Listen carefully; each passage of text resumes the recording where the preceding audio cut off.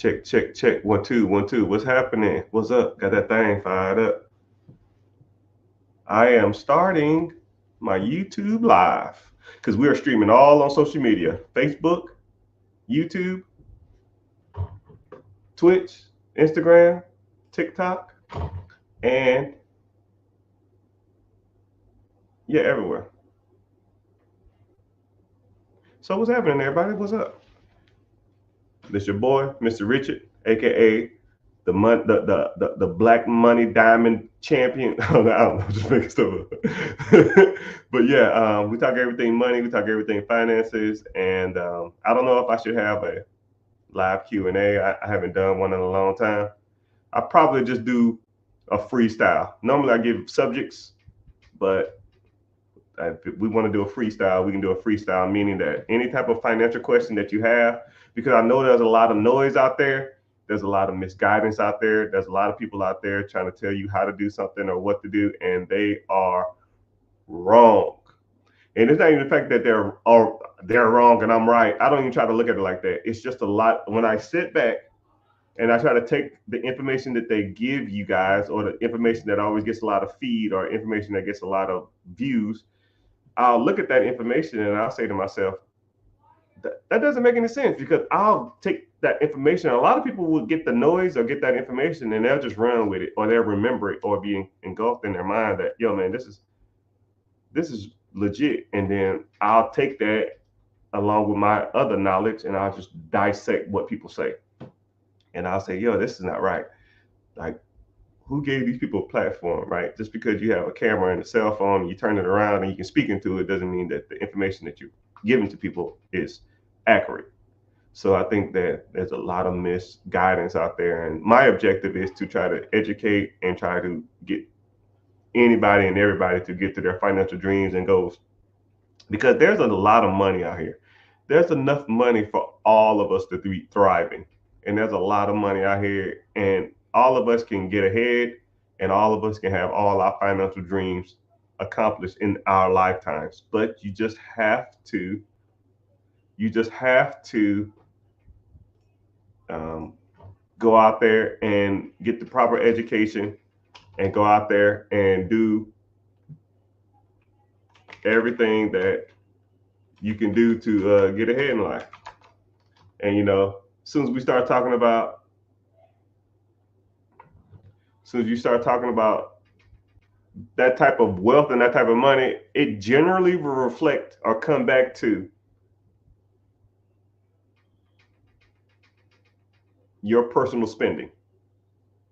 Because a lot of times people can't help how much they make, but we all can control how much we spend. We can control the food we put in our mouths. We can control the type of accessories we spend our money on. We can control the kind of car we drive. We can control what subscriptions we have. We can control the type of house we live in. And we can control the type of trips we take, the vacations we take. We can control all that stuff. And a lot of people don't want to look inward for the problem. They always want to look outwards. Mr. Richard, I want to make more money. I need to, I know if I buy this business and this business is making me $200,000 a year, all my problems will be fixed. Not really. You know, a lot of rappers, a lot of entertainers, a lot of celebrities go broke. And is it because they didn't make enough? No. You know, the average person won't make $1 million in their lifetime. Think about that. The average person won't make $1 million in their lifetime, but some celebrities will get millions of dollars at once and they'll go broke. So it's not the money, it's how you spend it. And a lot of people don't want to hear that. A lot of people will feel that money will solve their problems, but money is not the issue. Somewhere you hurt my feelings. I think once you really understand that a lot of your problems come from within, and you're looking out to get the answers instead of looking in. Once you get the inward stuff done, then the outward stuff will automatically follow. I'll even put you on some game. I had a buddy who was at the barbershop. I say the story a lot because it kind of makes it's easy to explain. And he was at the barbershop, and a Latino guy walked in there and said, "Hey, man, anybody need any TVs?" And I said, and he was like, "Well, what you got?" This was back in the day too, right? Back in the day when flat screens was everything, right? Now you can get them everywhere in Walmart for $200 or some shit. But he said, "I got 70-inch TVs, $200 a piece. And if you buy them all, I'll give you a discount." He had 5 of them in the back of a pickup truck. My buddy said, "I'll take every single one." He said, "I'll take every single one, but I'll give you $750 cash." He said, "Deal." So this dude had 700. He bought, what was it, 4 or 5? It was 5 TVs. I think it was 5. He bought 5 TVs, 70-inch, for $750, right? I don't know if they were stolen. I don't know where they came. I don't care, right? Hey, help me load them up. We loading the damn things up. We get home. He puts them on Craigslist or Facebook Marketplace, whatever was hot at the time. He was like $500 because those TVs back in the day was going for like $1,200, $1,000. He knew probably something was up with him. He just wanted to get rid of them. He said, $500 will sell fast. He had 100 messages. 100 messages for $500. He easily could have made off 5 TVs $2,500. Easily made $2,500. But he kept 3 of them, sold 2 of them for $500 a piece. So he made $1,000. So he was up $250. And as soon as he got the extra $250, he went to the club. He took his profit and went to make it rain. He bought alcohol and went out to eat. The moral of the story is opportunity is going to present itself to all of us. And then, 2 months later, he complaining he broke. That is an inner problem. That is a problem that's here. I could have gave him 500 grand and he'll be broke in 2 years. I can give him any kind of money in the world. When opportunity presents itself, there's only 2 things going to happen. Broke people are going to do the same stuff they're doing to get broke. Middle class people are going to do the same thing to get them in the middle class, and rich and wealthy people will continue to do the same thing to get them ahead. That's why you need to learn this, not this. Stop blaming the world. Stop blaming the government. Stop blaming society. Stop blaming politicians. Stop blaming entertainers for your problems. It's all here. I don't make enough. Inflation's too high. The Biden, Trump, come out. That's trash, dog. We're beyond that. People always ask me who I vote for, or who am I going to vote for, or who did I vote for. It don't make me no difference. I don't give a dang if Mr. T's in office. I don't give a damn if Puff Daddy's in office. I'm going to get mine. I don't care if interest rates are 20%. I'm going to get mine. I don't give a damn if bread is $18 a slice. I'm going to get mine. I don't care if gas is $100 a gallon. I'm going to get mine. Hey, man, gas is high as hell. Bro, I don't even look at gas. Right? You worry about the wrong problems. I don't harp on shit I can't control. I can't make No matter who I vote for, no matter how much I bitch, no matter how much I complain, milk is going to be worth $3 or 50 cents or $4, whatever the hell it is, regardless. Don't care about it. Right? Between my chef and the missus, my food budget is $2,500 a month. Think about that. You think I give a shit how much eggs cost?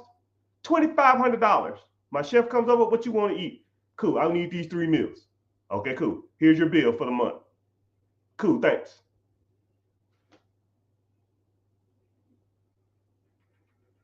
That's my problem, making enough money to get like that. Make more money. Stop spending the money you make on bullshit.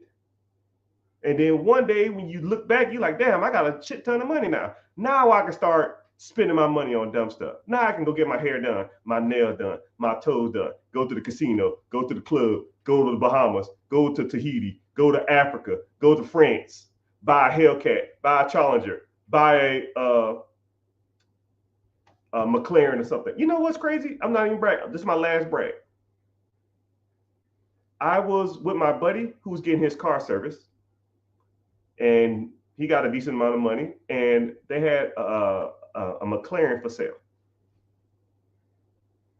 And the guy who was selling it recognized me. I don't know how. Who knows? We just started talking. He said, "Yo, man, let's start talking about this number. I see you looking at this car. You want to get into it?" He said, "I'll cut you a deal." And he started doing the numbers, and I did the math. And I said, "Damn, I can afford this. This ain't bad." I said, "But you know what? I don't need this shit. Bye." Right? That's an inner problem. If most of y'all made what I made, y'all have been the first thing off the lot. Hottest thing on the lot, that there mine, right? Money ain't a thing, huh? Screaming down the street, listening to some bullshit, driving some shit that you can't even put in the garage. Got 6 cars out there. What am I gonna do with another? Right? But I won't tell you about it. I won't show you because it's irrelevant. But it's another story. All right, so I'm done with the mindset stuff. So let's get to starting. Someone said how much it costs for a consultation. If you want to get a consultation, a one-on-one, you want to get to a mentorship, you want to get into coaching, you want to get into that stuff, click the link in the bio, join the free class. The class is called Be Your Own Boss. Come to it, see if my goals and your goals align, and if they do, maybe we can get something started. If so, we'll go from there. If not, you come there and learn a little bit, and no harm, no foul. I won't sell you information, nor will I bombard you with spam messages, which I hate. Sometimes I'll just get into people's classes just to see what's going on and see like how they do stuff and how they structure and what they're going to talk about. And you know what's crazy is like, it was this one guy that was trying to teach you how to do like digital marketing. And he had like a dingy ass wife beater on. One of his buddies was smoking weed in the background. And he was on like his cell phone, but the cell phone was like tilted up at an angle and it kept falling over. And I was like, who the fuck is giving this guy money? And people was buying that shit. And I was just like, yo, we deserve better. We deserve better. We deserve better as a community, as a coach, as a guide. That guy couldn't give me $200 to take that shit. You couldn't give me the money. I never want to see that guy again. And then he bombarded me with text messages. He say stuff like, "Hey, Playboy, you still trying to jump on this game," or some fucking ignorant ass shit. I was like, yo, bro, don't ever message me again. Don't ever contact this phone in the history of your life again. If you want something from me, you had to conduct yourself more professionally, more respect, and act like you got some damn sense. You know, maybe that's just me, man. Maybe that's how I grew up, and that's how I do business, man. Right? Respect everybody. Be professional. Be well spoken. Present yourself the best, and just kind of go from there. But hey, whatever, man. Gotta respect the hustle, though. Gotta respect the hustle. All right, so I'm gonna give you I'm gonna give you. I'm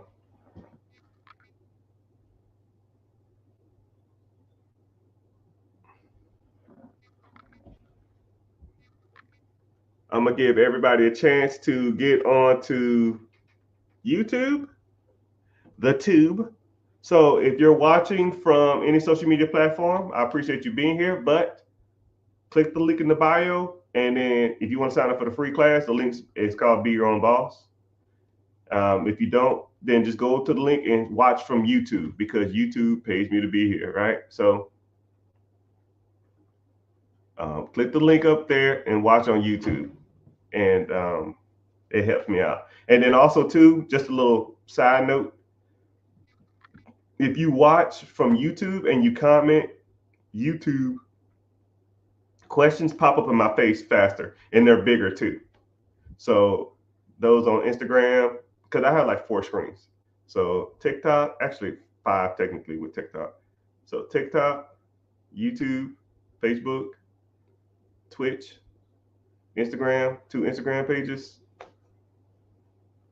Yeah. So if you want to come in, ask a question, because like I'm here for you, and I want you to,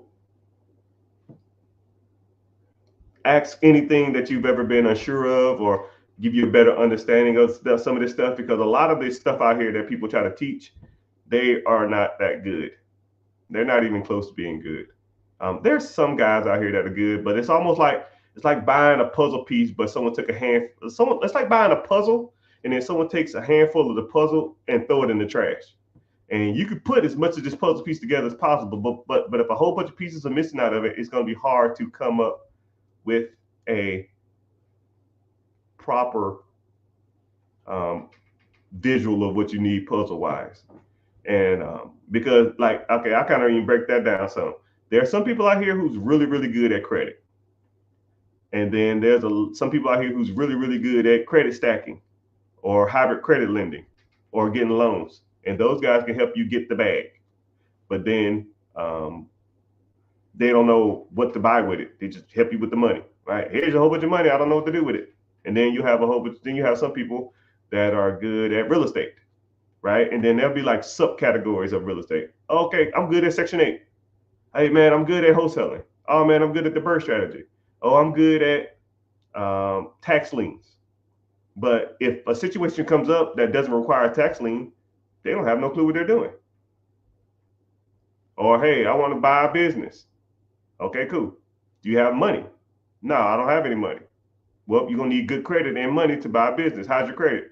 Well, my credit sucks. Well, okay, cool. Well, now you need to go to the guy with the credit. And then once your credit is fixed, then now you got to go to the guy to raise money. So you're going to like 3 different people to get one thing done, right? And then let's say if you start getting real money coming in from the business or the real estate, what are you going to do with it? You're going to just buy Hellcats and Louis Vuitton and Prada bags? No, you got to start investing that stuff. Well, what do you invest in? You got vast array of different accounts you can invest in. Now you got to go to somebody else to learn that. But here, we learn it all. We break it all down, right? I can almost take, it's kind of crazy, and I'm not trying to boast or brag. I can almost take anybody and make them successful if they really wanted to. Comically anybody. You just got to put in the work, and you got to take a chance, right? I've had people 400 credit scores, 500 credit scores, working check to check, having businesses and or real estate, whatever they wanted to. Because once you understand how the process works, then it's kind of self-explanatory, right? I'll even give you a general overview of it, right? If anybody want to listen to it, I'll give you a general overview of how the process works, right? So if someone comes in off the street with me, hey, Mr. Richard, I've been watching you a while, long time listener, never say anything. Screw it. I want to get started. Boom. Let's get to it. How's your credit? My credit's shitty. Okay, cool. Let's work on your credit. Let's get your utilization down. Let's get these hard inquiries off. Let's get these derogatory remarks off. Let's get this charge off, bankruptcies, repossession, baby mama payments, judgments, tax liens, whatever, right? We got to address those issues. Well, I ain't got no money to do that. Well, you better find some, right? You got to start side hustling. You got to start making extra money. You got to start cutting the fat, or you got to start picking up extra shifts, right? I don't care what you got to do. If you're single, you probably got to move back in with your mama or move in with a roommate. You live by yourself? Yeah. Why? You're broke. Cut the fat. You paying $3,000 a month for a high rise downtown when you should be living in somebody's guest room for $400. You know? Okay. So now you're gonna start cutting your expenses. Your Netflix, your Hulu, your damn DoorDash, your Uber Eats. Stop eating out all the damn time. You cut all that crap. So now you take that money and now we're gonna start devoting it towards these bills, right? Paying down your utilization. If you got charge-offs and collections, it depends on the extent of the collection. It depends on the type of charge-off, right? We got to start knocking, trying to get those things off your credit. If it's long gone, it's been gone like 4 years, but you're trying to wait for it to fall off, we can dispute that.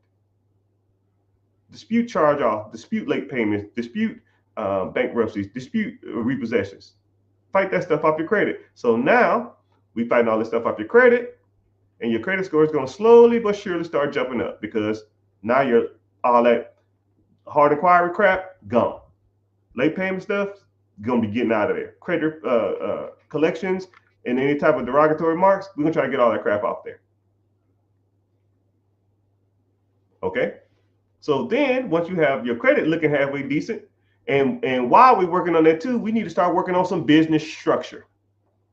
LLC, S Corp, C Corp, sole proprietorship, whatever damn journey you want to go down. I'll talk to you about the pros and cons of all of them. And I'll talk to you about which one that you need for your particular situation because they're all different. Right? So let's say you go with an LLC. Okay, cool. Do you want to raise capital from the bank, or do you want to use private money lenders, or do you want to use, for whatever you want to do? Right? And which route do you want to take? Do you want to start buying businesses? Do you want to do start a business? Do you want to take your side hustle and go full time? Do you want to buy some real estate? What do you want to do? Because once your credit start going up, that means you are eligible, or you'd be more creditable to creditors. That makes sense, kind of? I hate the term, does that make sense? I know I said it right. So you are now you in the favor of the credits. And then I'll teach you the scores that you need to be shooting for. The 580s, the 600s, the 620s, the 650s, the 680s, the 700s. All of those they're like checkpoints, and they all mean different levels of credit. Once you get to like 700, you can pretty much get anything you want. Some people say to me, yo man, Mr. Rich, I need an 800 credit score. Why? If 700 can buy you anything in the world on credit, why do you need an 800? Why do you need an 850? It's like being strong just to be strong. You don't need that. So we get your credit right, and then we start working on your business structure, right? And start making it to where you can go to banks and ask them for money. If you have proper business structure, you have everything a business needs, and along with good credit, there ain't a bank in the world that won't loan you money. How do I know? $1.4 million of funding. Actually, it's more than that. I don't even count no more. I can go slide a damn house on this shit. Oh, that new McLaren? Shoot, shoot. Oh, I got the new Rolls Royce? Shoot, shoot. Whatever, right? Oh, got a business for sale? Shoot, shoot. Here's my down payment.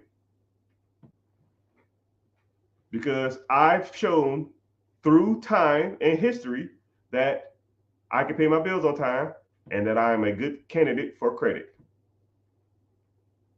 And I go to these banks and say, I need 30,000, 40,000, 50,000, 60,000, 10,000, 15,000.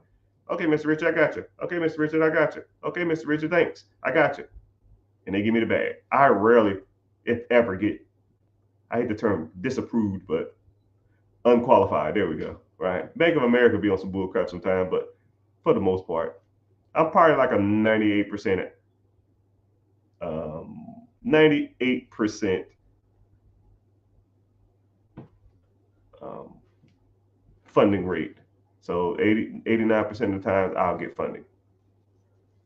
I've only been denied probably once, somewhat twice. And then you can do what's called a reconsideration if you do get disapproved. And I didn't know that at the time. But I could have been hitting 100%. That's a whole nother story. Anyways, so once you establish good credit, and then you go out there and you go establish good credit, and then you go out there and you go raise capital or use your own capital, and then you need to start investing your money, because once you start fixing your credit, the excess of money that you had to fix your credit needs to start going somewhere else, right? Just because you was paying $300, $400, $500 a month to pay down these credit card bills, and now once those credit cards are paid off, you're not just done with that. Now you can go spend that on like going to the club. That's stupid. Now we're gonna take that $500 and we're gonna start investing it, right? Mutual funds, ETFs, IRAs, 401ks, all that shit, right? Now you can do what's called a portfolio loan. They said you have 30 or 40,000 in an account. You can go to the bank and say, "Yo, I want to get a portfolio loan." That portfolio you can borrow against those assets. So you can take a $50,000 portfolio of stocks and go get a loan against it. Now you take that loan, you go buy real estate or buy a business. You see what I'm saying? You see how this works? You see how that person who was living check to check, I showed them how to cut their expenses. Then I showed them what to do with the money, extra money they had, and how to pretty much build up their credit. And that's kind of how the game works, right? And once you could just sit back and look at it for a second, think to yourself, damn, that ain't bad. That probably could work. You'll start to realize that this is how people get ahead. And my objective so far was talking about blaming the world for your problems. No, everything that you're doing now is a reflection of your choices. You identified the problem you had on your credit. You start cutting the fat. You start working on side hustles. You started building your business structure, LLC, S corp, sole proprietorship, whatever. You start raising capital from the bank. You start buying businesses. You start buying real estate. You see what I'm saying? It's not a world's problem. It's a your problem. Point in. Everything I say has nothing to do with who you voting for. Everything I say has nothing to do with your job or your income or your baby mama or the courts or the system. That's stupid. Stop blaming the world for your problems. Let's get to some of this money, right? But the only way you're going to do it is to make a choice. You got to choose to get ahead, and you got to choose to start associating and hanging with people who are doing it on a high level. And I don't make excuses for people, and nor does anybody in my community or in my groups or my mentorship. We don't make excuses for you either. If you want to hang around those type of people, then cool. Click the link in the bio, join the free class. If not, hey, maybe one get out, or maybe not. It's your world. It's your world. But welcome in, welcome in. I see Twitter has a few people. Wow, Twitter bumping. YouTube has a lot of people also. Welcome in, welcome in. Somebody always on Twitch. Hey, Twitch, say what's up. Instagram, a little lackey, but it's all good. Facebook, TikTok is tripping because when I get, if I get to like yelling or like being passionate, I hate being passionate on social media because they'll figure like you're hate speeching, especially if I say the word, the P word that people vote for.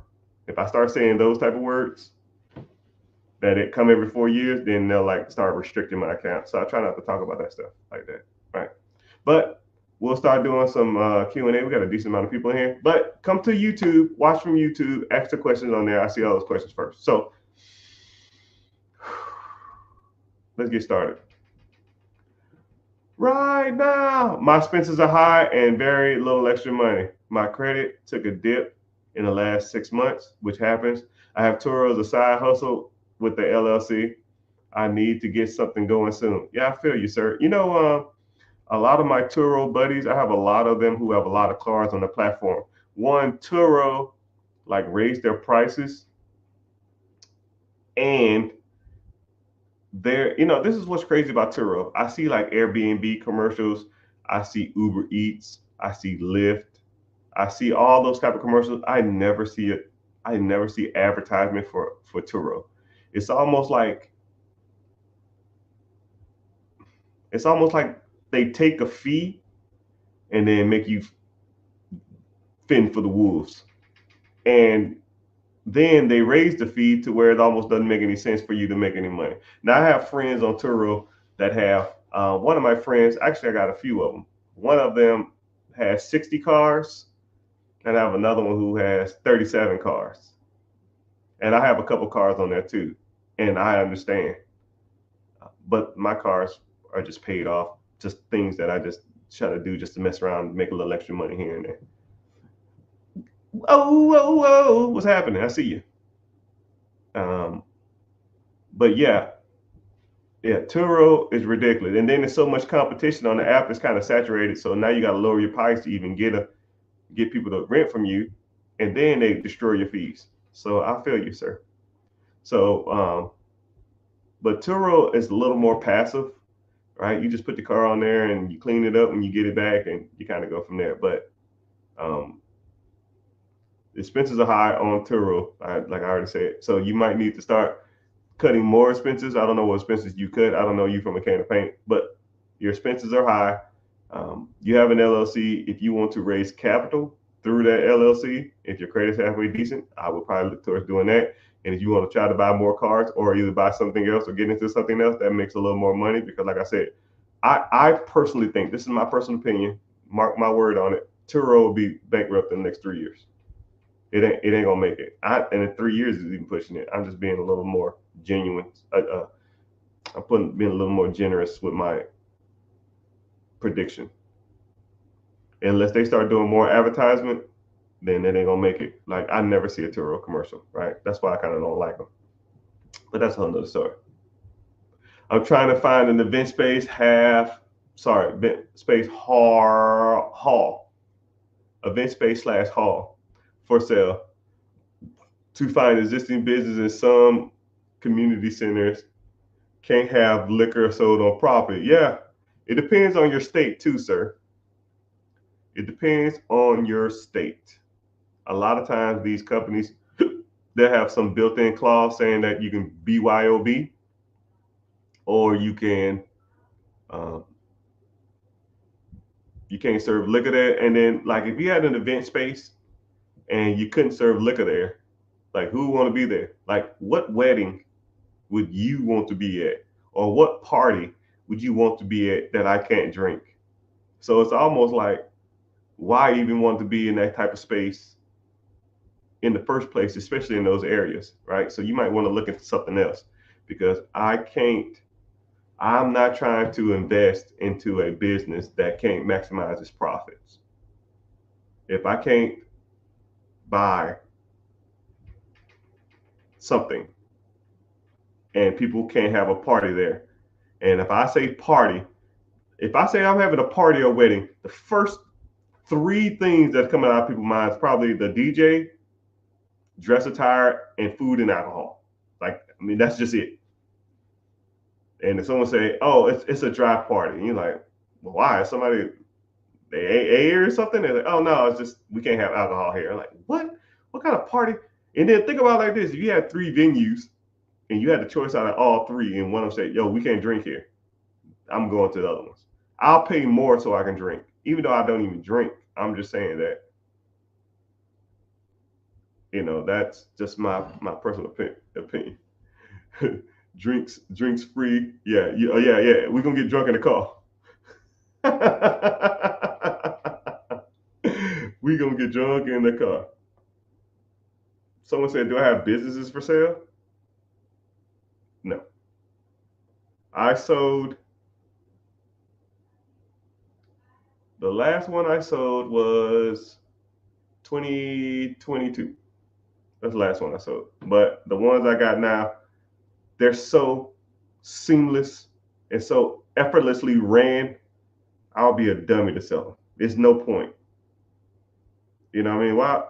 You know what I mean? If I have a cow in the back, if I have a chicken in the back that's laying golden eggs and it don't crow, it don't damn poop, it don't make a noise, sit in the corner and just lay me golden eggs all day, right? And to what? To buy something that's gonna be making all the damn noise, the golden eggs gonna be smaller. I'm gonna have to damn stop what I'm doing throughout the day and go, nah, I'm good, right? This thing is this thing is on autopilot now, right? One side of me wants to just shake everything and get like a $25 million company, but why? It's just more money. Once you kind of content and happy on the type of money you're making, more money is irrelevant. Like I'm telling you, man, the grass is not that much greener on the other side. And I'll even give you a quick exercise. Okay, let's say if I gave you an extra 20 grand right now. Okay, TT, what's happening? I see you. Let's say if I gave you an extra 20 grand right now. Boom. What would you do? Cool. Let me go buy. Let me go put a down payment on a new car. Cool. Next month, another 20,000. Oh, cool. Let me go shopping. Cool. Another $20,000. Let me get a house now. Okay, cool. Boom. Another $20,000. Oh, let me take a vacation. Boom. Let me go buy another car. Boom. Another 20. Okay. Let me buy some more clothes. Boom. Another 20. Let me go vacation. Boom. Another 20. Oh, let me buy another vacation home. Boom. Let me buy more clothes. Let me buy more clothes. Let me buy more cars. Let me buy more cars. Let me buy more houses. Let me buy more houses. Let me take more vacations. Let me take more vacation. You see what I'm doing? You see what that is? It's nothing. Once you've gone everywhere, or you experienced everything, or you have everything you want, or you buy everything at the store, you know what's crazy?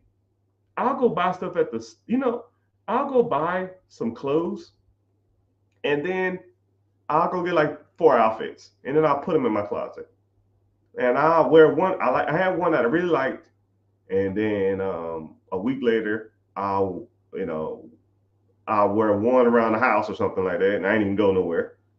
And then the next week, I thought about wearing one, but it was raining, so I didn't want to wear that one. And then a month later, like, okay, cool, let's go shopping. And then all the same shit that I just bought is already still in the store. And like, oh fuck, I don't want none of this stuff. I already got it. All right, so cool. I wait another month, 2 months, 3 months later, and I go to the store. Now they got some new stuff, right? And I do the same thing again. I get 4 outfits again, right? Shit, I ain't even wore the last two I got. I ripped the tags off, or some of the stuff still had tags on it. It's just why? Why, people? Why are you doing this? Why do you want to do this? You got to start looking at the big picture, right? You can drive so many cars. I've driven and ridden in every car there is in the world, damn near, right? Probably except a Bugatti, right? Everything else I've damn near sat my ass in. It feels just like a Toyota Corolla. It doesn't make me no difference. When you're in the car, you don't even care that you're in it. Only people that care that you're in it are the people around you. Right? So what? We out here flexing and getting money and getting cars for other people to acknowledge that you got money and cars? That's the goal? That's the hustle? That's why all of this is for. To impress other people. Kanye West said it best. I spent $1 million just to be like, homie, you ain't up on this. He understands the game, man. He understands the game. He understands. Like when he said, like you start really listening to some of the stuff he says about money, a lot of people think he's crazy, but it's about as true as it gets. About as true as it gets, my guy. For some of it, yeah. But I'm gonna tell you something too. I listen to a lot of like rich people and famous people talk about money. People already know you have money. When you go to places and people already Googled you and you're a celebrity, or people already know how much money you got. And, why? Thanks for sharing the life. Appreciate that. But I hate to like crush your dreams from the other side, and people think that their their problems are solved with money. You'll have the same problems with money. I give everybody in this room $100,000 a month, and you'll still have the same problems you have. right? They're just different problems. You're stressed out about your spouse. You're stressed out about your kids. You're stressed out about school. You're stressed out about your body. You're stressed out about your looks, right? You can't fix that with money. You and your spouse argue every day. Money gonna fix that? Then y'all just argue about your spending habits of bigger stuff. He says I spend too much money. Okay, cool. Now you go from lipstick to damn $800 shoes. It'll be the same thing. It's the same thing. It's the same thing. I promise you. Right? You need to have a good sense on who you are before you start getting the big dough. But people don't want to hear that. People don't want to hear that. People just like, give me the money and I'll show you. I don't know. Let me try. See? But money won't fix your problems. 70% of millionaires go broke. 70% of lottery winners go broke. I think it's like 41% of celebrities who come into a lot of money, or football players or something like that, go broke too. I think the only statistic that actually keeps that above any decent number is basketball players. Basketball players have like pension money and they get paid a lot more money. They don't have enough time to spend their money like most people. First of all, their contracts are way bigger than any other athlete, and they play longer, and they don't have as much downtime. Football season is only like 6 months, 7 months max, right? Basketball season is damn near like 9.5 months. You just have less time to spend your money and you make more.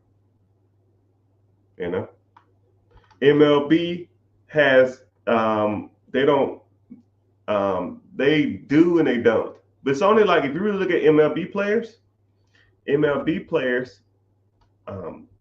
it's only like 3 or 4 people on the team that's making the big bucks. Everybody else is not making that much. Same thing with basketball players too. But basketball players make more money on average than any other sport.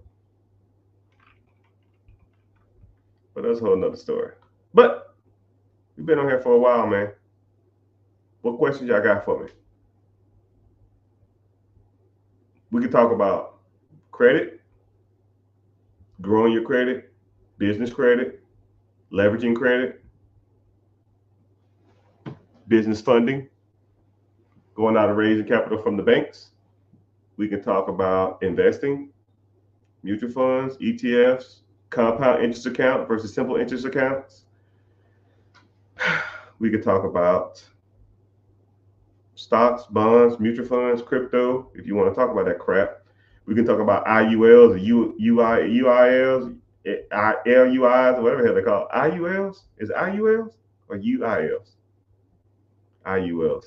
I don't know. Whatever that crap is, right? And if you into that stuff, man, or annuities or other kind of crap, it is not it, man. It's not it. We can talk about starting a business. We can talk about buying a business. You can talk about investing in real estate, syndication. We can talk about wholesaling. We can talk about we can talk about bird dogging. We can talk about tax liens, talk about sub-2. We can talk about owner financing. It doesn't make a difference. You almost need to know everything about all that stuff. IUL, laugh emoji. Yeah, I don't know what the hell that shit is. That shit's trash. It's so bad. It's so bad. I almost want to start an IUL fund just to make millions of dollars off people. They are killing people, man. I wish I could have one universal message to anybody who has IUL. And I'll break down that shit on a simple calculator, and I use every metric that any of y'all give me. Right? How much you pay a month, how much is your principal, how much is your payout, and what's your benefit factor. You give me all those numbers, I put them in a calculator and do simple 3rd grade, 5th grade math, and you'll be like, damn, this does suck. And I'm like, yeah, it does suck. Someone said, I need credit repair. All right, click the link in the bio, join the free class. It's Wednesday at 9 p.m. EST. If I want to start a business, oh, my bad. Every once in a while, people come in and say something that makes me upset to my stomach. I get a little sick. You stated if I wanted to start a business. Come here. Why would you start a business when you can buy one that makes money day one? Why? So let's do a simple startup analysis, right? I don't know you from a can of paint. You said, how do I determine the market that needs it? First of all, there's your first problem. Trying to figure out if a demographic or a market needs the product that you want to start. Because if you start some shit and they don't want it or don't need it, you're going to close down. Ask Kevin Hart. He opened up a damn vegan restaurant that I heard the food wasn't even that good, nor did people want it in that area.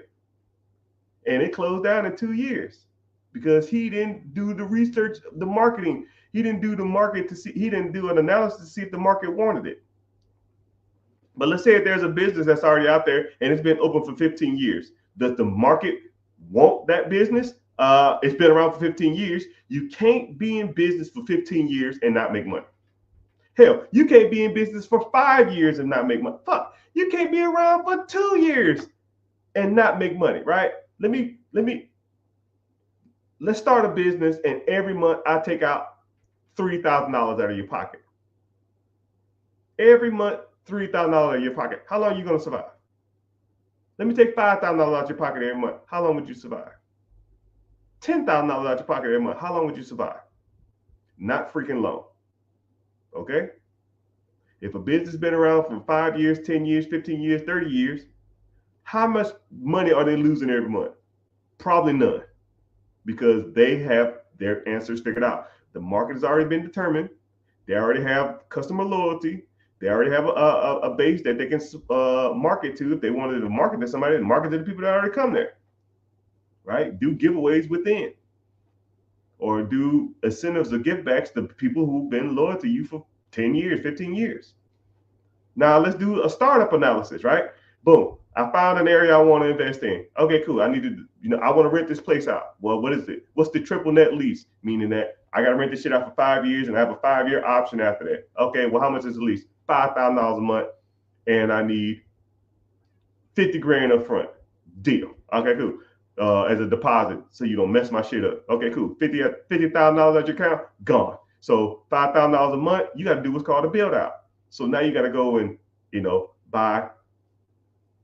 If you want to build like a Subway or some shit, or a restaurant concept, I don't damn know, right? You need stoves, you need ovens, you need floors, you need flash guards, you need all this other type of equipment, right? Let's say that's $100,000. Wow, boom. So now you're $150,000 in the hole.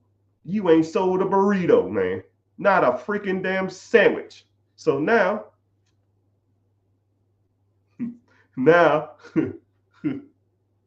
now you and then now you have to wait 6 months to a year to do a build out. So now you got $150,000 in the hole waiting till your restaurant opens, right? If I took out $150,000 loan, I'm gonna have to pay something every month, right? Plus the $5,000 a month in waiting on the build out. $50,000 down, $100,000 for the build out, you $150 in the hole, plus $5,000 a month. That's another $60,000 if you take a year for the build out. You are $210,000 in the hole, my guy. You ain't sold a damn sandwich. Now you got opening day is, let's say, a month out.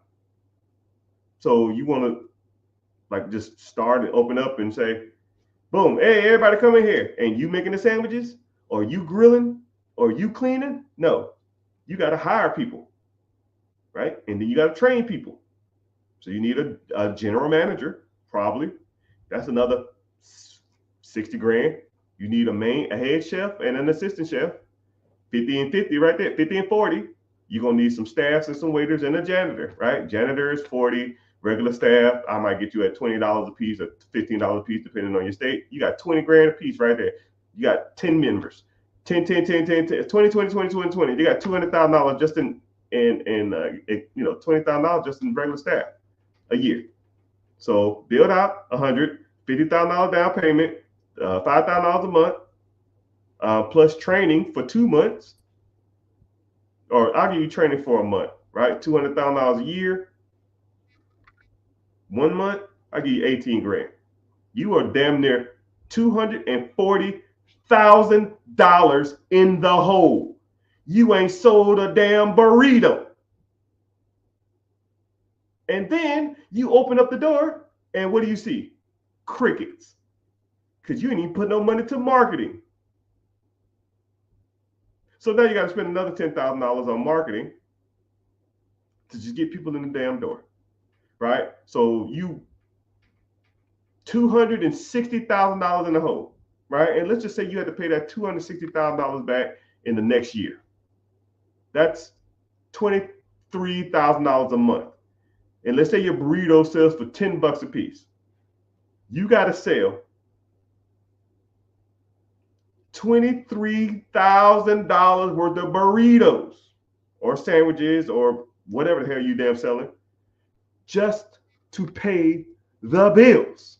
And that's not including that month's marketing, the next month's rent, the next month's salary, the next month utilities. It is dumb to start a business. You'll be $300,000 damn near in the hole, and then 6 months later, you'll close the damn door down. You have no proof of concept. You didn't even know anybody wanted to buy it. Wow, it's almost like I described Kevin Hart in a nutshell. Why do we listen to these celebrities for our financial advice? Kevin Hart might be a funny guy, subjective. I wouldn't listen to him about financial advice, but even though he sits on these radio shows and talk shows that people invite him on, and he talks like he's this great businessman, mother clucker, you could have just gave me $20 and a high five, and I could have told you not to start them damn businesses. Just off that. Hell, I told y'all in 10 minutes why it ain't a good idea. I think he had like 10 restaurants. Take the same concept times it by 10. You $2 million in the hole, Mr. Hart. Oh, Mr. Richie, you hate me. No, dog, I'm just not a fucking idiot, and I don't spend my money on dumb shit. Why build it when it's already built? I can go build a car off eBay. Why? I go on the street and get one to be driving tomorrow. But some people just like to show and like to sell people that they the man, or they do all this kind of stuff when they shit ain't that sweet.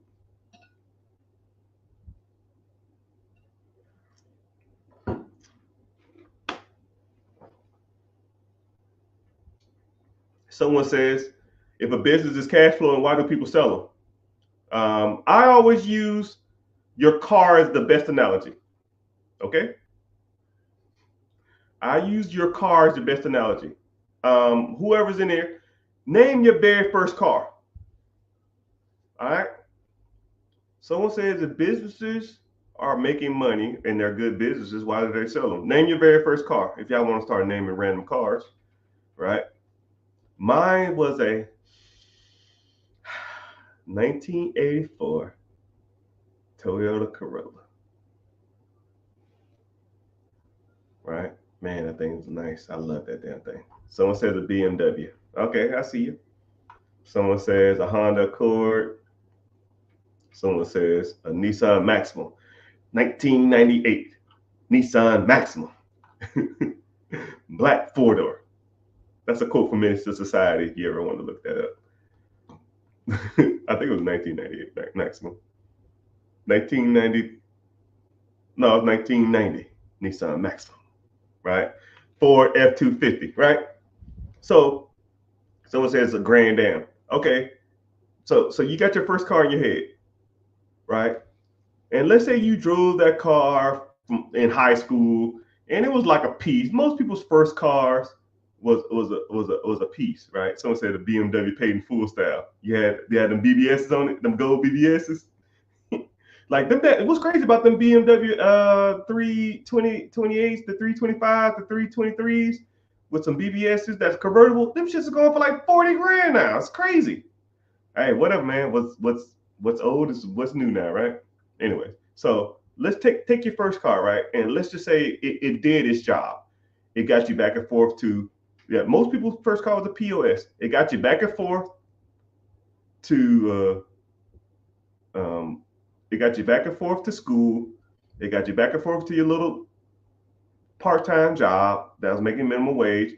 and it did its job, right? And then you probably either saved up or you just, you kind of grew out of it, right? Say if you had a little coupe and it was cool, but then you got married and then you had to get something a little more reliable, and then you just moved on.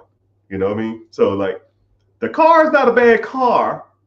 It's just it served its purpose, and you used it for the means that you had it for, right? So now take the same concept and apply it to a business, right? My first business was making like $7,000 a month, right? To some people, $7,000 is a lot of money, but to me, now looking back on it, $7,000 ain't crap, you know. So I took that business and I got everything out of it I needed. I learned a lot of experiences. I got a lot of working with people about operation of business management, growth, scale, accounts receivable, accounts payable, profit and loss statements, year-to-date statements, tax returns on businesses. I learned a lot doing that. But when I realized that $7,000, $8,000, $9,000 a month is not my goal anymore, that 90 grand, 100 grand, 200,000, $400,000, those are my numbers now. That's the kind of money that I want to make a month, and $7,000 is not it. So it was a good business. It did what it had to do. It's still making money to this day. Just was time to move on to something bigger and better. And it's the same thing with y'all first car, right? Y'all first cars were probably not the best of cars, but you learned a lot about driving. You probably hit a whole bunch of curbs. You probably ran a mailbox over or two. You probably hit a bird or something in the damn thing. You probably, scuffed up some wheels, but you learn a lot about driving. You learn a lot about respecting the road. You learn a lot about probably working on cars if you had to do some work on it yourself. And you learn a lot about what you didn't like about cars, right? You learn a lot about cars themselves, but you learn a lot like, my next car will not have this in it. My next car will not be a manual shift. My next car will not have a convertible. My next car will not have two doors. My next car won't be a car at all. It'll be a truck because it's too small for me. You see what I'm saying? It's your first. People sell their businesses because either one, they're too old for them and they want to retire and move to Florida and get hit with all these hurricanes, or they're just done with that segment of their life and they want to move on to something bigger and better. And that's why you learn from people like me on if people are selling their businesses because they're duds, or people are selling their businesses just to move on to something else. Because people do that. And you have to learn how to identify that stuff, because there's a lot of crap out here and there's a lot of treasure out here too. But you got to weed through the junk to get through the good stuff. Someone said, I like hurricanes. Screw them hurricanes, man. I'm done with Florida.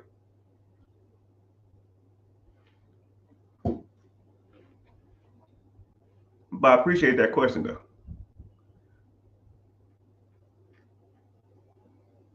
But when it comes to different types of businesses, and I'll even give you this too.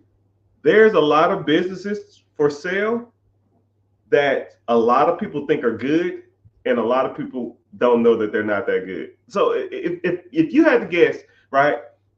If I had to ask y'all, let's do a quick survey. If you had to buy any type of business, like what would you want to buy? If you could just take over a process right now, what do you think would be a cool business to run? Or tell me what business you want and why you want it, right? You can say it's easy. It looked like it'd be fun. It looked like it makes a lot of money. Like nothing's off limit. You want to do a strip club? You want to do a casino? You want to do a nursing home? You want to do a laundromat? You want to do a Dunkin' Donuts? You want to do a gas station? Whatever, right? Just what is your world's desire? What is your world's desire, right? If you can get any type of business, right? Because once you really start dissecting some of these businesses, a lot of the things that people say are good are trash, and a lot of things that people say are trash is good. You know, sanitation always good. People are lazy and people hate junk. Less competition and very profitable. You ain't lying on that, man. I'll shove a pig crap for a damn $5 million a year. I don't care. Well, I won't be shoveling it, but I'll be walking around with the people that do shovel it, right? Right? Someone said 92 Honda Accord clapped out. Oh, it took a crap. You know, my boy's first car was a 96 Honda Accord, and it had like one headlight. It made like a popping a backfire. We paid $450 for that car. We put a new headlight on it and a new interior light bulb and fixed the timing belt. We probably had about $300 into that thing. We spent like $400, $500 on. I don't remember what it was. It was super cheap. We probably put $300 into it. We sold someone else $1,500. That thing was a monster, man. I think that I still see that little ugly thing because it had aftermarket headlights, but it had like two-tone paint job that we did with spray paint.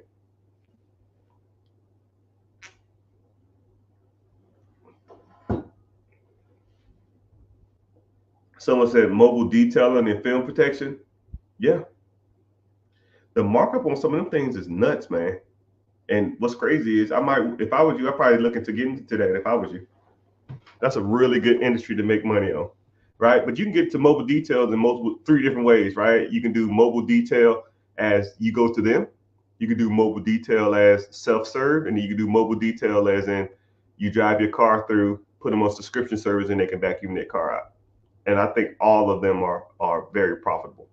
I don't think I've ever seen one not do well. Everyone I've ever seen, the one where you drive through with the subscription service is a little overpriced now, but I think a lot of people. So I'm gonna kind of put you on some game too. Uh, so let's take a pool of people who want to buy a car wash or do car wash details and stuff like that. And like say all of these people, everybody's gonna gravitate towards the drive-through car washes that you use the vacuum service that you get your subscription service on because they're big, they're making good money, and a lot of people like them. A lot of people like that business model, right? But while everybody's focusing over here, the self-serve, you put your quarters in, put your $2 in, and you wash your cars. Those are like falling by the wayside, and you can almost catch steals on these things, man. You just got to know where to look and know how to negotiate with people. So these things, because a lot of people will say, yo, man, I'm gonna just go over here and focus on these. And everybody want to not get out their car and self and hand wash their stuff, but there's still people out there that get the excitement. They feel like those machines can't do what they can do, or they have like something specific, like they want to get some like specific dirt off. So those, and then also mobile detailing.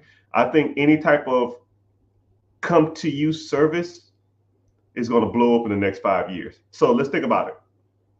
These are just my prediction. These services are going to blow up in the next 5 years. Okay. Mobile detailing. You come to my house, you clean my car. So think of that. You come to my house, you do X, you leave. Okay. When you have those keywords plugged in, you can insert whatever you want. You come to my house, you clean my house, you leave. You come to my house, you clean my house, you leave. You come to my house, you fold my laundry, you leave. You come to my house, you watch my dog, you leave. You come to my house, you walk my dog, you leave. Just stuff like that. Like things that people don't want. You come to my house, you cook for me, you leave. Those type of services are going to expand in the next 5 years. Like I'm a fair warning. Hear me out now. Once if you want to hop on this, right? I think $1 million deals every day. This is yours. If you want to have it, I don't care. I don't have time. I make a decent amount of money. I don't need it anymore. I'm good. If you had an app to service people in any one of those ways, you will be rich. Think about it like this.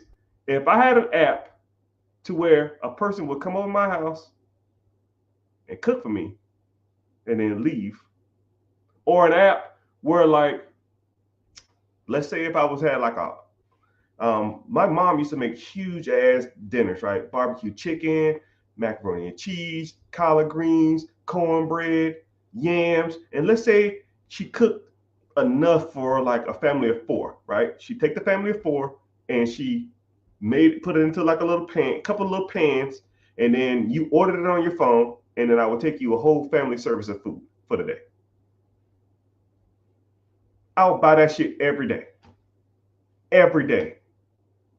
But there's nothing out there like that, right? There's not a mobile app I can't think of any where I can just say, yo, man, come over my house. I'll take a picture of my car, and you come over my house, and you clean my car. And then someone shows up in my house, right? I got to get on the yellow pages. I got to get into I got to find an app. I got to go on Facebook Marketplace. Oh, yeah, fuck. Where's the app? Right? Where's the app I can go to and have a person? I put all my dirty laundry in a basket or in a trash bag and put it on my front porch.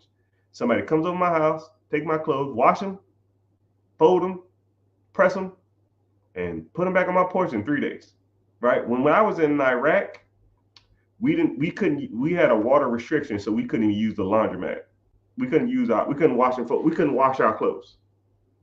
We couldn't wash our own clothes. So we would have to get a laundry basket. It's like a mesh netting.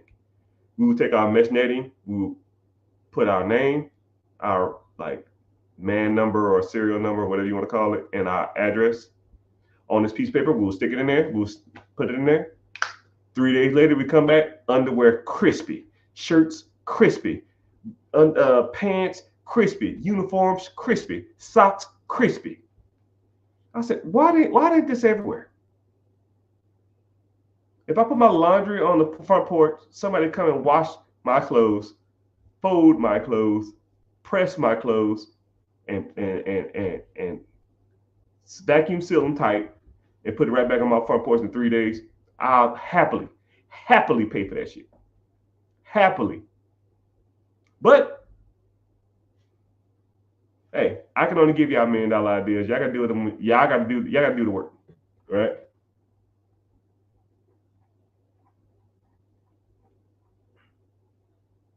Oh man, my bad, Instagram. I didn't even know like my screen was frozen. So Instagram, if y'all in here, man, say something.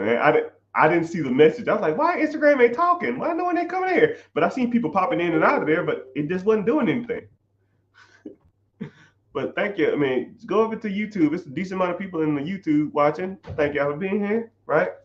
One of my major goals is I watched a streamer, and I try not to be envious of people. I try not to be, but it is what it is. But I watched a YouTuber today, and he had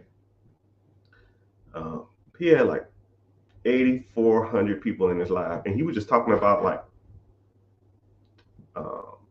just like random stuff. I think he was talking about like weather in the South, and I was just like, how many so many people in here? You know, I'm trying to put y'all on that $1 million game, and it'd be like a handful of people in here. But I respect all y'all. I appreciate every single one of you. Welcome in Facebook. I see you. Twitch. I see you. YouTube. We was thick a little minute ago, but now it's kind of thinning off. Twitter. What's happening? I see you. Instagram. I see you. Even though my feed wasn't feeding. And also my people's in TikTok land. So yeah, I work at a high-end car shop in Seattle. It's high-end, like Tesla rebuild shops, mobile detailing. Yeah. And then the bad part about it is if you start getting into like the Mac Daddy cars, you can start charging a premium. Right? I think an average car detail is probably what? $200, $300, $400 max. Shit, you start getting into like the Mac Daddy ones, shit, you hit damn near grand. There's a guy on social media that charges $10,000 a car wash, and it's a waiting list of 6 months. And he takes, I think it's like 3 days. I mean, for 3 days, I'll clean that shit in 4 hours and let it sit there. Yeah, man, I'm still working on it. That shit was done 2 days ago. Oh yeah, you come pick up your car. Oh man, it's beautiful. Yeah, that shit done. That shit 5 hours ago. Just keep it forever and tell them I'm still working on it so I can charge more. But it's all good. So preguntas, questions. Ask whatever question you want to, whatever kind of money subject you want to break down. That's why we're here, because I like talking about the money. No subjects off limits. Someone said the top 25, so top 3 tech stocks. Hey, bro, listen to me. Don't overthink it. There's only one answer that's right. One. Actually, there's 3 answers that's right. The top 3, in my opinion, in this order. All right. So somebody give me a guess, right? What do you think the top tech stocks are in the world? Or the top tech stocks to buy? Someone talk about tech stocks. I can't even damn talk today, right? Right. Some people might comment, some people probably won't. Everybody knows I like some of these stocks, and some people already talk about it, right? You already know probably number 1. Right? And actually I won't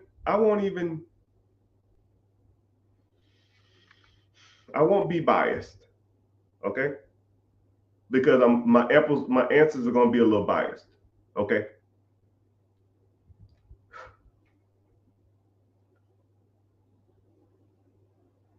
I'll give you the 3 and then I'm gonna give you why. It is no particular order at first. Microsoft, Nvidia, and Apple. Okay? Nvidia is almost single-handedly holding the market up now. Okay? It is doing magic out there. Magic.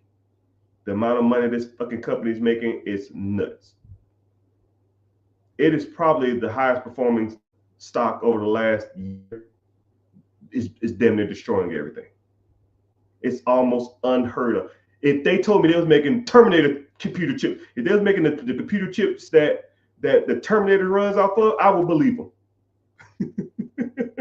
If they told me that this company makes whatever's going to damn turn on the nukes and take everybody out, I would believe them. Because it's no way that this company should be making this kind of money. But it is, right? But it controls a lot of computer software that runs the majority of video games. Like the Fortnite, I heard it's like AI, Fortnite, all that kind of stuff, right? How big do you think the video grow? It ain't slowing down anytime soon, right?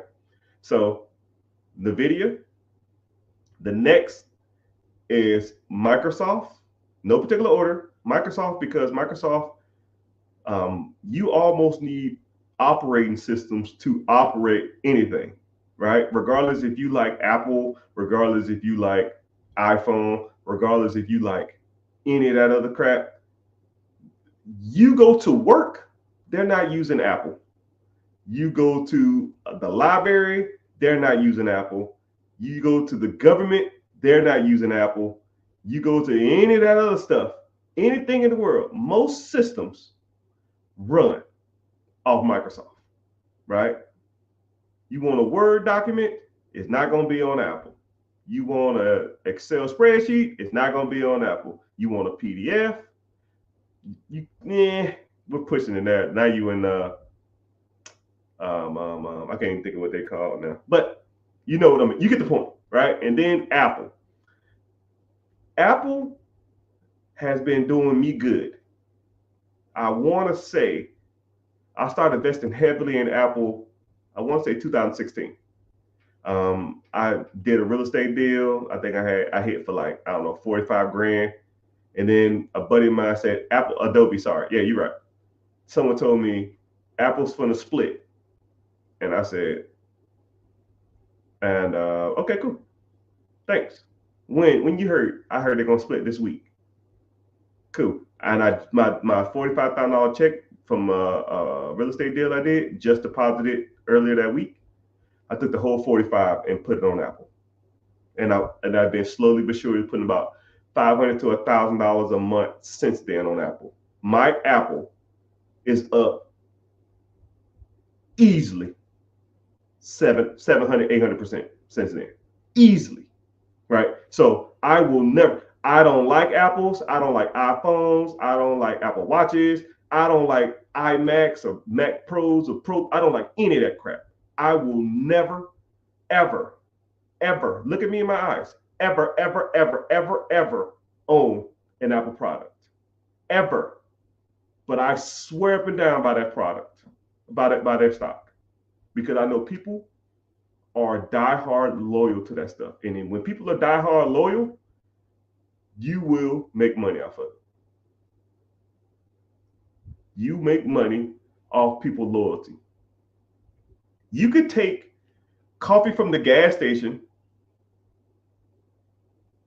and put it in a Starbucks cup, and people will say, yo, this is the best coffee in the world. Loyalty. They had people, I'm going to give you two experiments they did with Apple. They took the old Apple phone. They said, yo, we're going to let you use the new Apple phone, right? So let's say you had a 14. Oh, here's the new Apple 15. We're going to give you the new Apple 15. You let me know if you like it or not. They gave them the old phones. Exact same features that their phone had. Oh man, it seems like it's working so much faster. The camera's better. It seems like it has a better speed. I like the clarity of the phone. It's the exact same phone. When you're that blind, loyalty wise, they're printing off money, and then they charge within their own system. You say Apple's up to 16 now. Yeah, slick. I get what you're saying.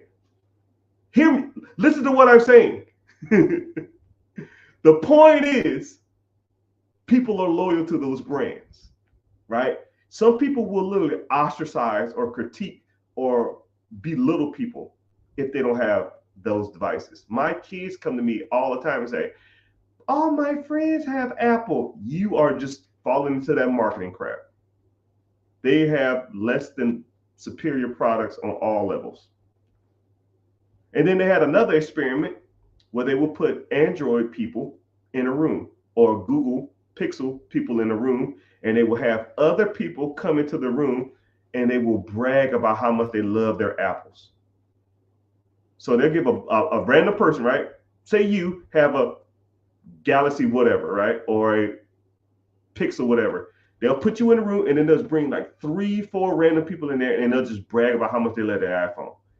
People will literally stop what they're doing on their phone and put their phone up because they don't want to be ostracized or criticized by Apple members. When you have that kind of impact on an individual, when you can affect their psyche and make them feel less inferior or less than because of a product, you have sold water in a bottle. Smart water, same thing. Ain't nothing smart about it. Dasani, Aquafina, Deer Park, Fiji. You're paying for the convenience to have the water. It's no benefit to having that shit. But you can't tell anybody else that. If you want to spend $3 on water, that's fine. It's your world. But they've given people tap water and put it into a Deer Park, Dasani, Aquafina, or Fiji, and said, which one of these tastes better? And just because it's in a fancy bottle, they'll say, yo, this one tastes better. All this shit tap. You can put all the bottles with all tap water in, and people are like, this one tastes better. Okay, cool, man. That's why I like Apple, because it messes with people's lists. You won't get me, but you'll get other people there. But so the answer to your question, NVIDIA. If I had to put in order, NVIDIA, Apple, then Microsoft. Top 3 stock tech companies. They're actually the most. Actually, those 3 companies are the most sought out companies to purchase on the stock market. Period. I want to say something like 45% of all the stocks are purchased are the top 10 companies. And if those are the top three, you're talking probably like 30% of the market share. 30% of the market, 30% of the stocks purchased every day are Microsoft, Apple, and Nvidia. 30%.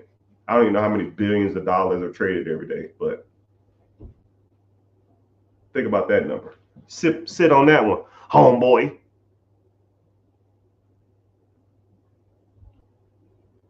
Welcome in, welcome in. Thanks for the answer.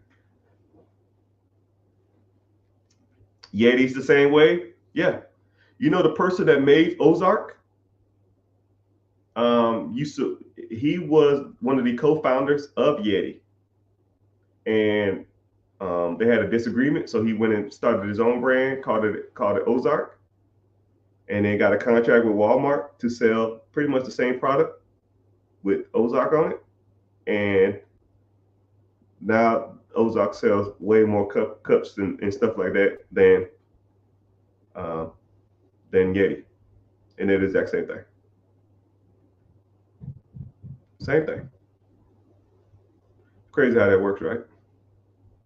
But it's all good. But hope y'all find the value in this. Hope y'all are interested. Hope y'all are intrigued.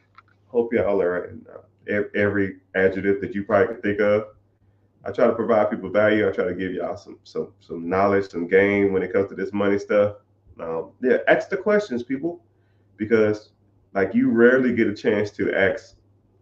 I hate bragging, but I'll say it like this: someone who got their stuff together and who's genuinely coming to you and telling you how the stuff works versus trying to just like shove products down your throat and all that kind of crap, right? But I will say if you want to, learn more and get more details about how this stuff really works and you just want to work with me one-on-one and get into some details of some stuff, right? You can click the link in the bio, join the free class. But if you don't, you can just here and ask me whatever question you want, and I kind of give you a little direction, a little pointing to how you can do some of this stuff.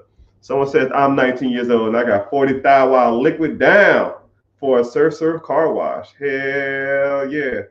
Is it better to get on the lease or buy through a loan?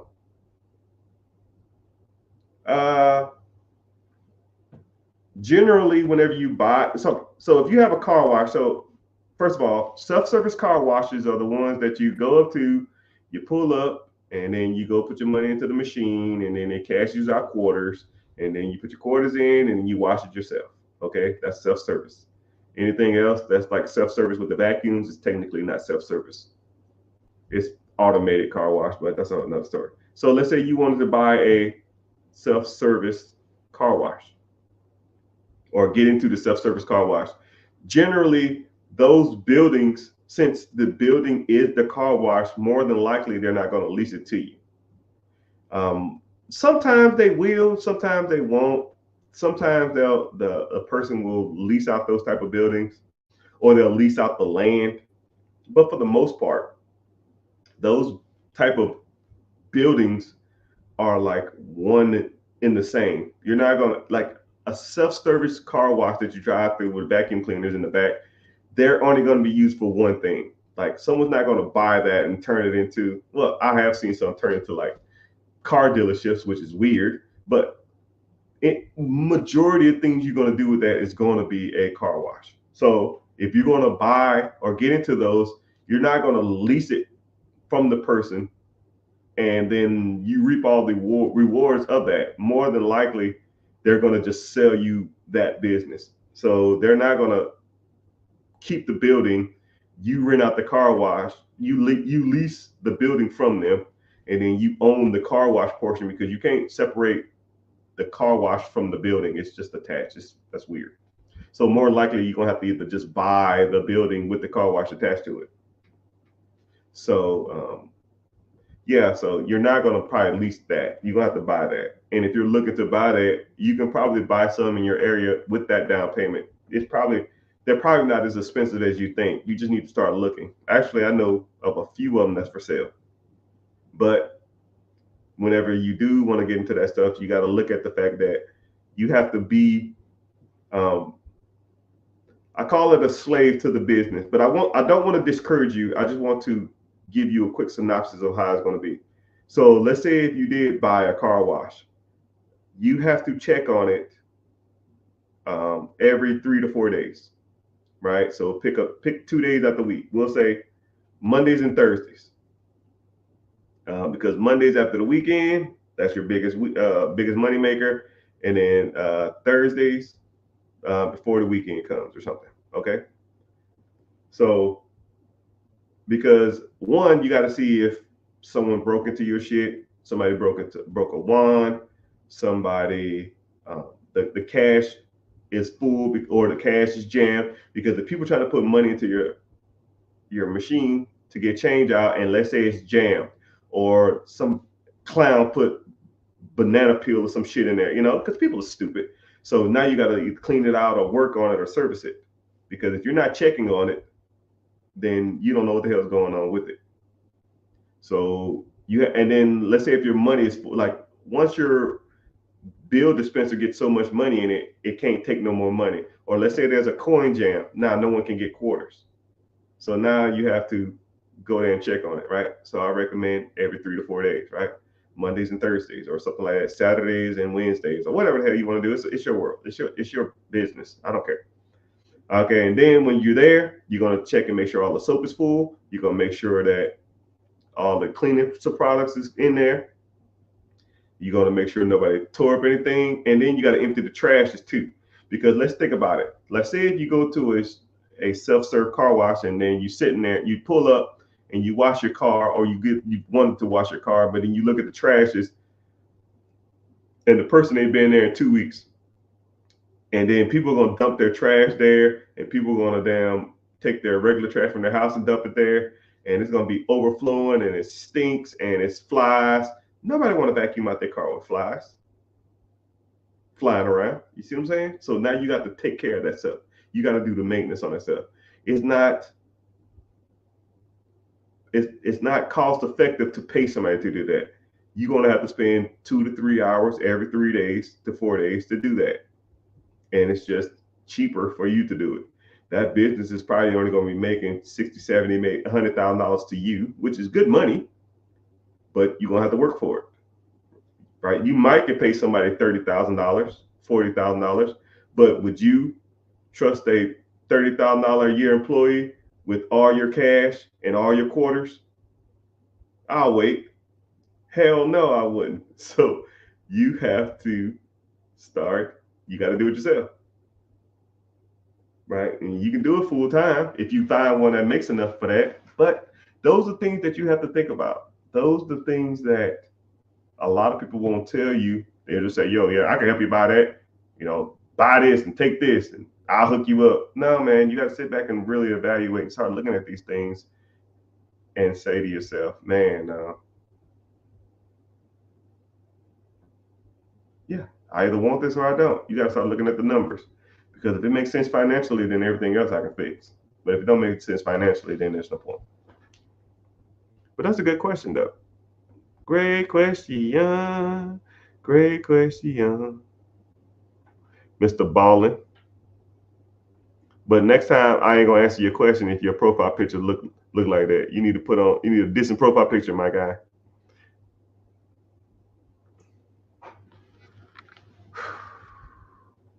What's the upper limit of personal credit cards versus annual income? What is the upper limits? Of personal credit cards in total versus annual income? I've seen people who make a lot of money don't get a lot of credit, and I've seen people who make a little money get a lot of credit. So it's kind of weird. It's whatever metric. I wish I could just sit back, and I don't know if it's like an algorithm or if it's like a computer program or something to where it predicts how much money an individual is going to get contingent upon their stuff. I'm thinking to myself, like, man, I don't know. I've seen people put 200. I know people who make $200,000 to $300,000 a year and still get denied. And I know people who work at at Busboys making $28,000 a year get approved for a $10,000 personal credit card. It don't make any sense. And I know people that make, I don't know. It probably has a lot to do with your credit profile. It probably has a lot to do with your credit history, your payoff history, if you have any derogatory marks or late payments, charge off, repossessions, or anything in that past, or even if you have a bad history with that person. I know some people who have perfect credit who Chase closed down one of their accounts and Chase won't open up another account with them. So it just depends on you, man. It depends on your circumstance.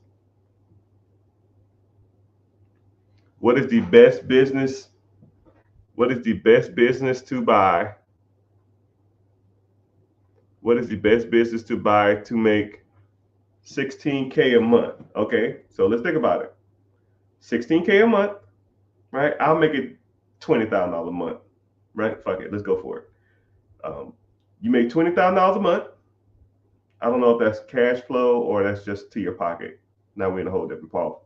Let's just say the business to you, we ain't pay no taxes. Let's just say it makes $20,000 a month.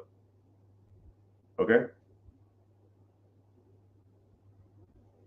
That business will need to be producing, that's about $250,000 a year. And at a standard 3 to 4 multiplier, you're at about $1 million business, right? Just make it easier. $1 million business, you're gonna have to put 10% down, $100,000, or you're gonna have to put down 5%, which is $50,000. If you can get it on the finance for the other 5, SBA and the financier will give you the rest of the 90%. Okay. Now, what kind of business can you find for $1 million that's doing $250,000 or $20,000 a month revenue? Yes. The answer is yes. Tons. Whatever your heart desires, my guy. If I sat back and got on the internet, I could probably find you, I don't know, 500 in the next 15 minutes. No, actually 500 in the next minute. So just letting you know, that's not a hard task. Just depends on what you want to do. Where in the world is Santiago?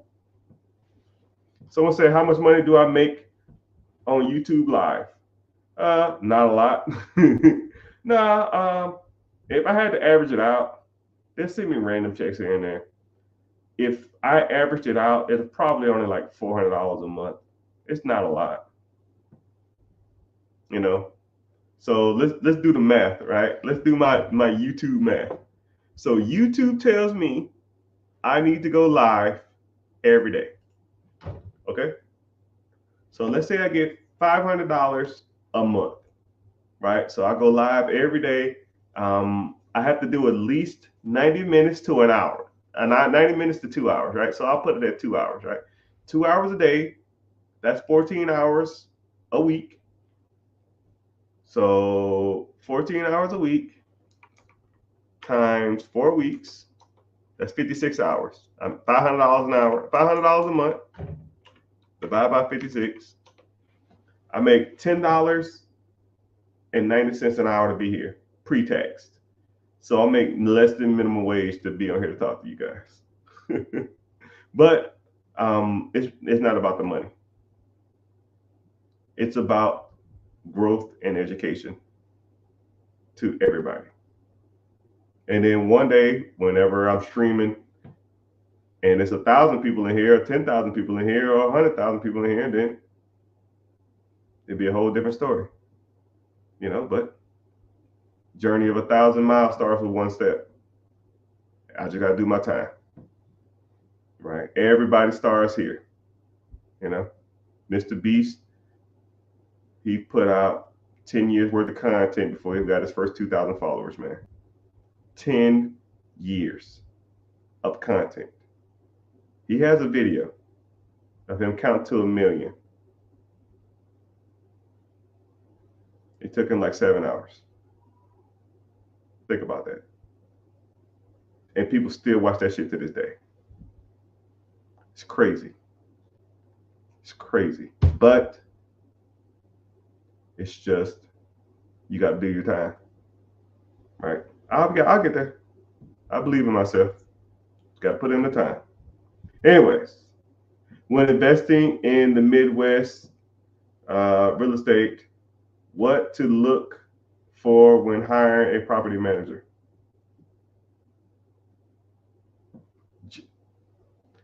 You can do a couple things. One, you can ask the real estate agent for referrals.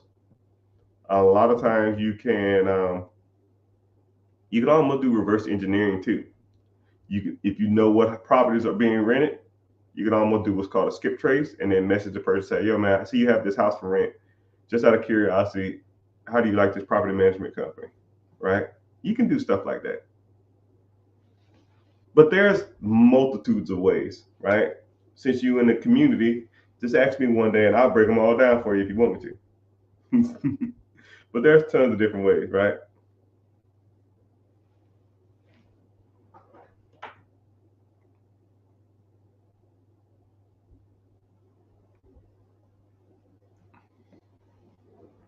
So if y'all following me too, or if y'all in here, if y'all get messages from anybody that's not me, there'll be some like the rich get Richards or the rich got Richards or something to that extent.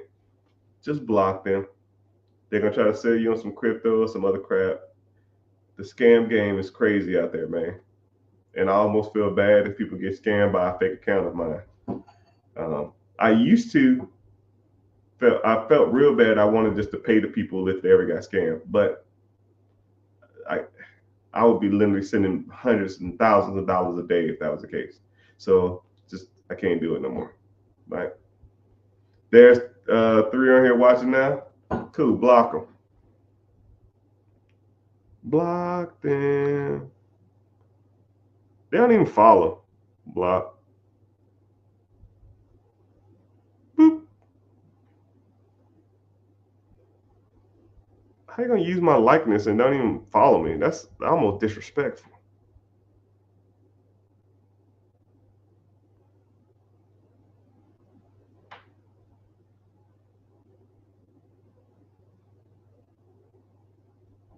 You're welcome. I ain't thanking you, pump. I'm playing you good. Oh my goodness.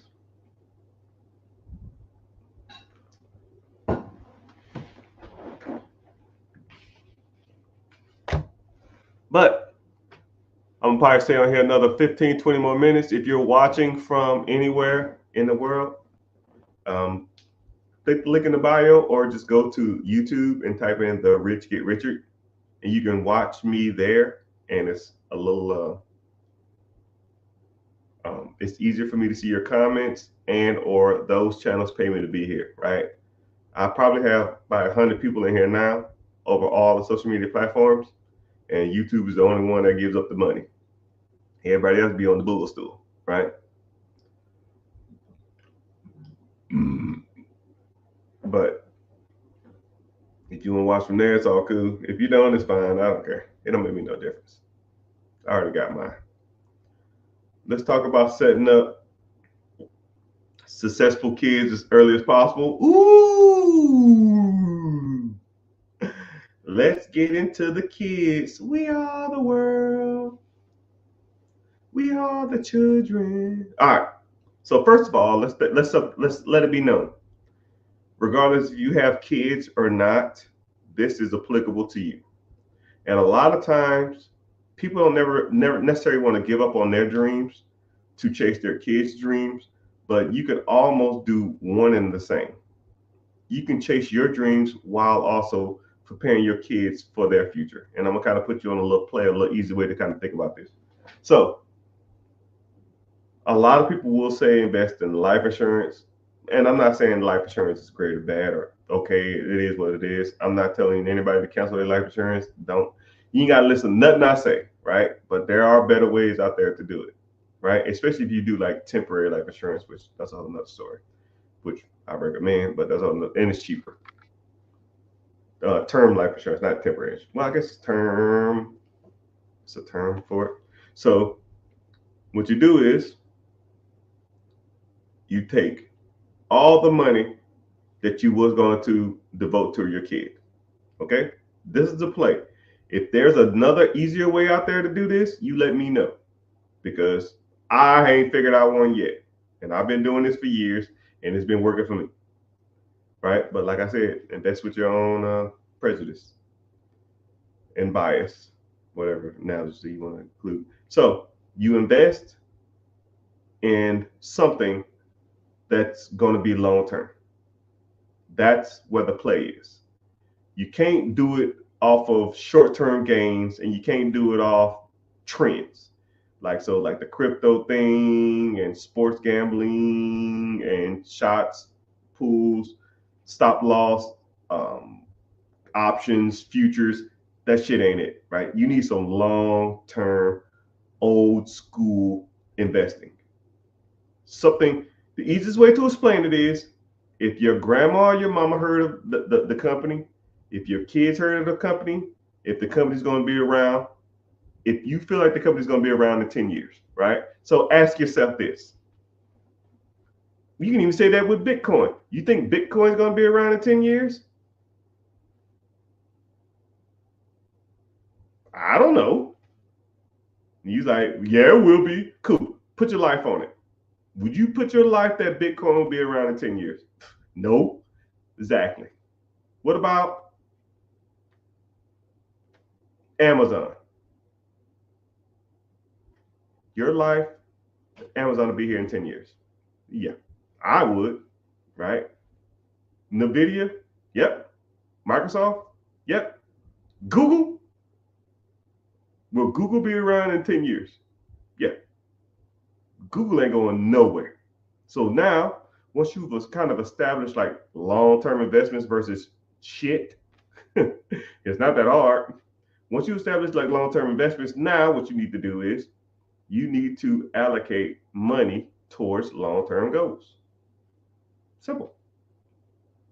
And when I say allocate, I mean over a long period of time. We're not doing, oh, I put $3,000 in this account 4 years ago. No, dog, that ain't it, right?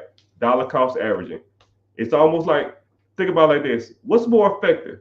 If I took somebody and I punched them as hard as they can, or I just sit there and did this?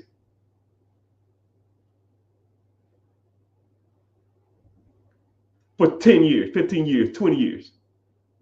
Eventually, that person's face is going to be damn smushed in, right? That one punch is going to hurt. But if I punch somebody in the nose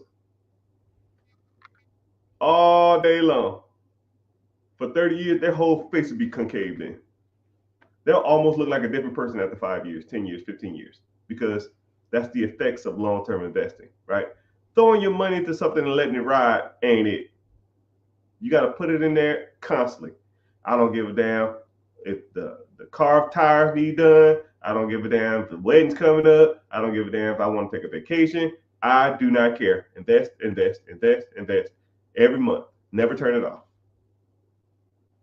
And then what you do is you put those into accounts and investments that will pay you over time. Dividend, interest, all that. And once you have a certain amount in there, then you can borrow against that money. You can do portfolio loans. And you can take that money out and invest it in something else while the money's still growing. It's a crazy concept, right? If you don't pay that money back, they're coming for your stock, but just pay it back. Duh. But and let's say you grow this fund. Let's say you grow this fund into $500,000. Okay, the interest on $5,000, even if you follow the simple stock S&P 500 over the last 5 years, or since the Great Depression, 1933. Since the Great Depression, the stock market as a whole, not the S&P 500, just every stock, good or bad, since the Great Depression has made about 10.3% returns. So let's say you have $500,000 in this account and you want to chill now. $500,000 at 10.3%. $51,000. So you will get a dividend check or interest check for $51,000. And then you'll have that money coming to you every month. And this is just a smaller scale. You can take this shit to the moon, right? Let's say it's $1 million. Let's say it's $2 million. Let's say it's $5 million. Let's say you're 19 years old and you put $500 in the account every day until you're 60 years old. That should be $10 million. And now you have all this money sitting in your account. You can borrow against it if you want to. But why do that? The interest on the account, let's say you had $1 million, 10% interest, that's $100,000 a year. Now you make $100,000 a year sitting on your ass in interest. And then you take that fund, you put it in the trust. Now the trust manages the funds. And only person that can allocate those funds is probably a lawyer and or whoever the individuals in charge of the trust. And the way my trusts are written, nobody's above the trust. Nobody can cash out. I damn near can't even cash out. All of us have to vote to take the money out. And the lawyer, and I have a clause in there that says the lawyer said that we can't take it out until a certain amount of time anyway. So in 100 years, my great grandkids can touch this money.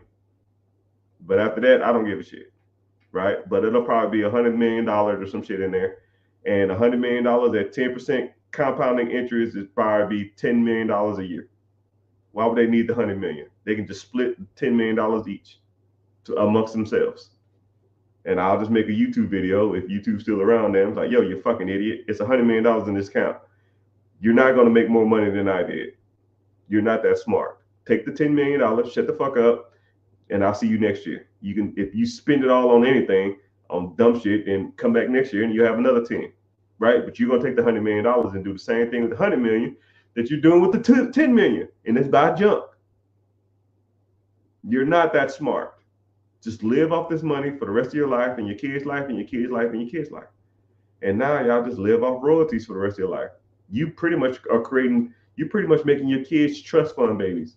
I always like the term trust fund babies because you've heard of it before, but you never knew what it was. It's just somebody in their lineage, somebody like, say, your grandfather, your great-great-grandfather just started investing in stocks or a mutual fund, or they bought a company or sold a company, or they did something where they got a lot of money.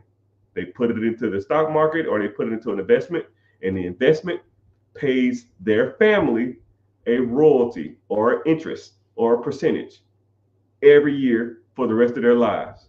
They have a $50 million in their account. $50 million pays them $5 million a year. They are trust fund babies now. Their portion of the trust is $1 million. So they get $1 million every year. It's not a real hard concept to think about. It's just crazy to think that somebody 70 years ago did the same thing that I'm doing now. And it's so crazy how somebody 50 years ago can do something that you can start now for your kids. And a lot of people don't, well, my kids, well, I want money now. Yeah, bro. You can do this on top of whatever you need to do now. This is just your fallout. Say if the business you want to buy don't work. Let's say if the real estate you want to buy burned down. Let's say if the storage units you bought, everybody moved out of town. Let's say if your vending machine was at the school. Let's say if the vending machine at the school the school closed down because of zoning. I don't know. I can't predict the future. I don't know. Right? Say you had a plan to make all this money doing something and it don't work out. You're going to get old. I'm going to get old. That's inevitable. You can either start putting money into these accounts and it's there whenever you're old, or you can put all your eggs in a basket that you have no uncertainty about. But I know for this, Google's going to be around 10 years from now. Google's going to be around 20 years from now. Hell, Google might be around for the next 100 years. Why not ride that coattail for the rest of your life, your family's life, your rest of your lineage? I hate the term generational wealth, but you have the capability the opportunity, the means to change your family lineage. You have everything. You have, I'm going to sit up. I'm looking in your eyes. You have everything you need. If you're understanding the words that are coming out of my mouth and you are looking at this and you're processing this in the United States of America, or wherever you are, you speak English, you understand what I'm saying? You have everything you need to be successful. And if you don't have it, it's your choice. It ain't about inflation. It ain't about who in office. It ain't about your job. It ain't about living check to check. That's bullshit. It's just excuses. I had less than nothing.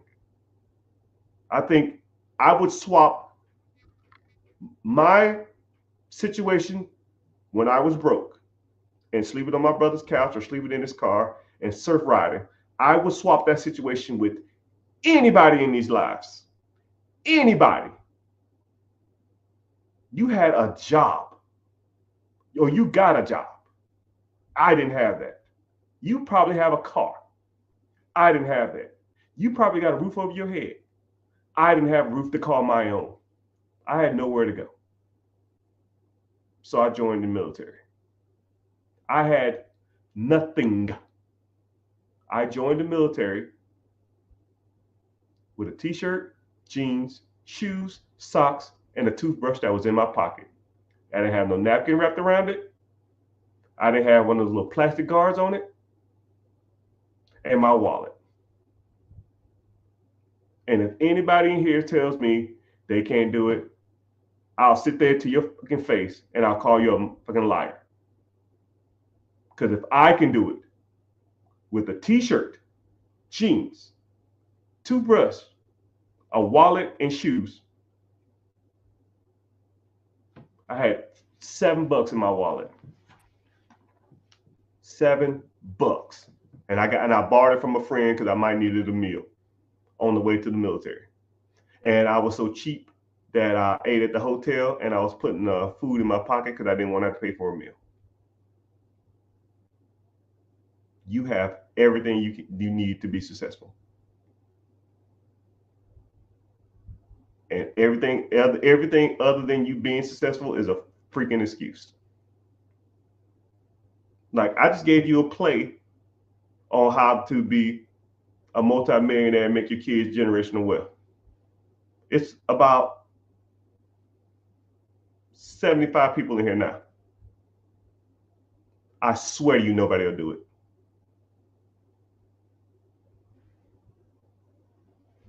You got to make the decision. You got to tell yourself, I'm tired of this shit. I can't do this no more. Mr. Richard, I need help. I almost sound like a church pastor that trying to get you to join the church. I hate when I talk like that. But I'm trying to be real with you, man. I'm trying to be real with you. Right? I'm talking from a place of I've been there.